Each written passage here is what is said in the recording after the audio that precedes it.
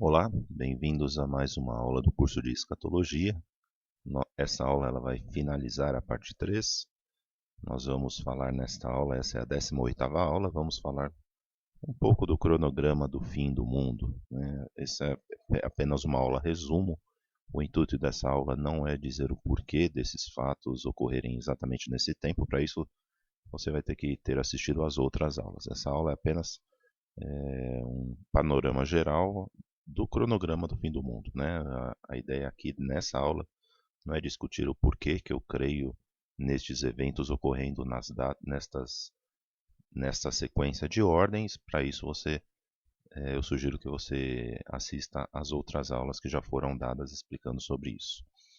Bom, esse é um panorama geral a respeito do cronograma do fim do mundo, em blocos, né, em grandes blocos.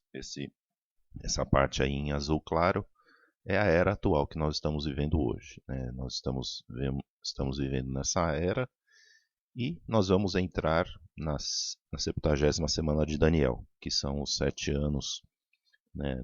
Como eu expliquei, não são 7 anos de tribulação, são 3 anos e meio de tribulação, né? Mas nesses 7 anos aí são os 7 últimos anos finais, enquanto ainda nós não temos Jesus Cristo voltando à Terra.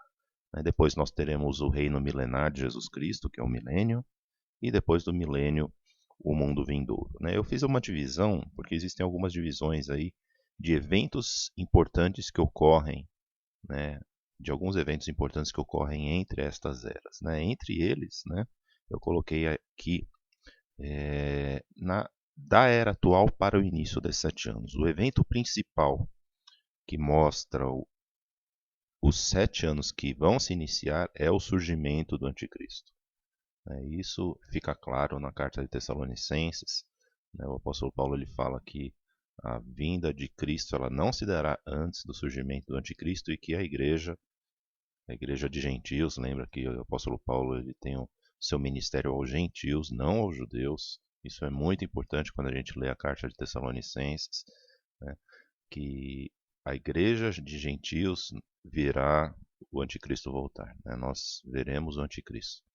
Então, o surgimento do anticristo, que também lá nas profecias de Daniel a gente viu também que ele vai ter essa aliança com muitos por esse período, então vai ser no momento em que o anticristo assinar a aliança aí, vira-se a ampulheta e começam-se esses 7 anos, esses dois períodos de 1260 e um período de 1260, outro período de 1290 dias, que são os 7 anos. E ao final desses 7 anos, o evento principal que vai ocorrer é a volta de Cristo. A volta de Cristo para a Terra. A gente sabe que isso vai culminar também com o evento do Armagedon, mas o evento principal que ocorre aí é a volta de Cristo para a entrada no reino milenar. Aí tem-se o milênio, ao final do milênio tem-se o julgamento final e o novo céu e a nova terra. Vários eventos ocorrem aí no meio, a gente vai ver alguns deles, eu vou colocar um zoom aqui, na 70ª semana, que é os 7 últimos anos que estão aí nesse diagrama que você está vendo agora. Ou seja, eu já falei que esses 7 últimos anos eles começam com o surgimento do anticristo. Nesse primeiro período dos 1260 dias surgem as duas testemunhas, que eu já falei também na aula de duas testemunhas, eu creio que são Elias e Moisés. Se você tem alguma dúvida, volta lá para a aula de duas testemunhas, você pode pensar diferente, não tem problema algum. Mas as duas testemunhas, elas vão justamente aí, elas vão ter o seu período nessa primeira parte dos 1260 dias e vai culminar na abominação desoladora, que será o momento em que elas serão mortas e ressurretas, que vai ser o período da abominação desoladora, quando o anticristo isso faz todo sentido, que as duas testemunhas ninguém conseguia derrotar elas e vai vir o anticristo e vai derrotá-las, e aí ele vai se colocar como sendo Deus, ou seja, se ninguém conseguia, ou seja, se elas vinham em nome de Deus e o anticristo derrota elas, quer dizer que ele tem o poder de Deus. Então aí que o anticristo ele mostra, na abominação desoladora, que é justamente a metade. Né? E por que a metade? Porque nessa metade aí sim que começa o período que se chama Grande Tribulação. É interessante que alguns diagramas que a gente viu no passado mostram que existia tribulação, seriam todo o período de 7 anos. Na verdade, o que ocorre durante todos os períodos de 7 anos é o que eu coloquei aí em azul clarinho, que são os juízos de Deus. Os juízos de Deus, eles ocorrem durante todo esse período de 7 anos.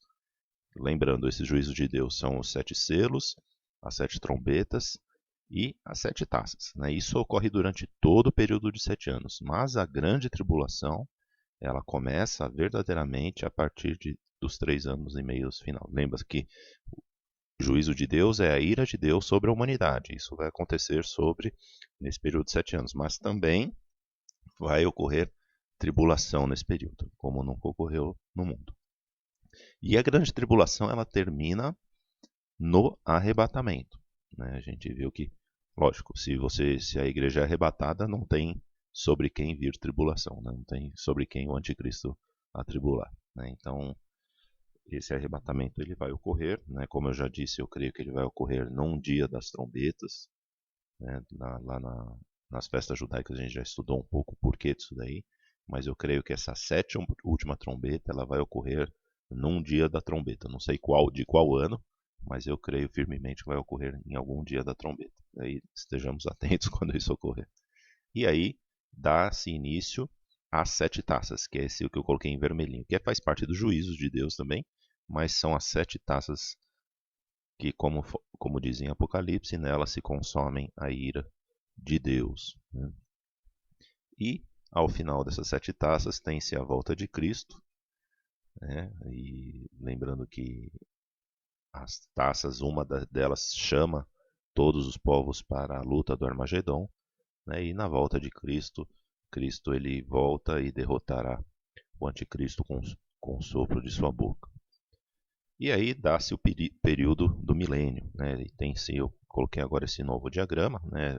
Voltando um pouco mostrando um pouco os 3 últimos e meio anos, né? Que dá-se início com a abominação desoladora, tem-se o arrebatamento, o período da ira de Deus e o Armagedon e a volta de Cristo. Né? E aí tem-se início ao milênio. O milênio a gente já falou sobre ele também, o reino onde nessa terra Cristo ele volta com a sua igreja para reinar nessa terra, né? Nessa mesma terra que a gente tem hoje. Né? Não vamos ainda andar em ruas de ouro, ainda não. Será ainda nesse mundo que nós teremos que reconstruir. Né? Que Deus ele vai mostrar que esse mundo, que essa terra que ele criou, que ela é boa, sim, ela pode ser boa. Ao final do milênio, né, Satanás é solto, temos a guerra de Gog e Magog, e aí sim a destruição da terra e juízo final, quando nós teremos novo céu e nova terra, que será o Olam Rabá, ou o mundo vindouro, o mundo onde aí sim esse mundo será um mundo totalmente preparado por Deus, um mundo refeito por Deus, um mundo também onde o reinado será do Pai, onde nós aí sim veremos o Pai e teremos acesso a Ele, assim como nós tínhamos com Jesus Cristo durante o milênio. Eu gostaria de deixar um texto de Daniel, capítulo 12, versículos 9 e 10, que diz assim: E ele disse: Vai, Daniel, porque estas palavras estão fechadas e seladas até ao tempo do fim. Muitos serão purificados e embranquecidos e provados, mas os ímpios procederão impiamente. E nenhum dos ímpios entenderá, mas os sábios entenderão.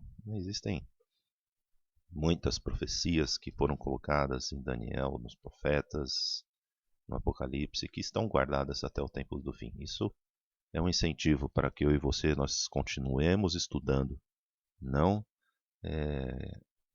nos acomodando com os estudos que foram feitos anteriores de Apocalipse, porque a profecia ela ensina claramente que existem muitas profecias que somente no tempo do fim é que nós teremos entendimento. Então, que possamos estudar a cada dia mais esse livro tão maravilhoso que é o livro do Apocalipse e também todas as profecias, porque isso sempre traz coisas novas para nós e Deus ele sempre vai se manifestando e sempre vai mostrando a verdade daquilo que acontecerá até o tempo do fim. Deus abençoe a sua vida e eu aguardo você na parte 4, uma parte muito interessante que nós vamos ver o cenário atual das nações e como que eu entendo da onde sairá o anticristo. E Deus abençoe. Até a próxima aula.